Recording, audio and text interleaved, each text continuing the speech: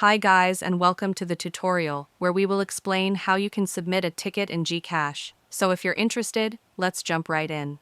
First, you need to download the GCash app from either the Play Store or App Store.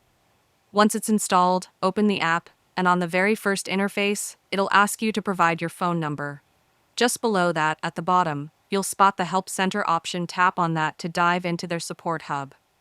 From there, look for the menu icon, those three horizontal lines at the top, and tap it to reveal the Contact Us option. Click that, and you'll see ways to get help, like browsing helpful articles, calling the hotline, or chatting with Jiggy, GCash's friendly virtual assistant. For a direct ticket, go for the Chat with Gigi option. Type in your issue or question in the message box and hit send. Gigi will instantly share solutions or guide you through next steps. If the suggestions don't quite hit the mark, no worries, you can explore related articles in the Help Center or reach out via the hotline for extra support. And that's it. Submitting a ticket is super easy, and GCash has all the tools to get you back on track in no time. And that's it, you are done.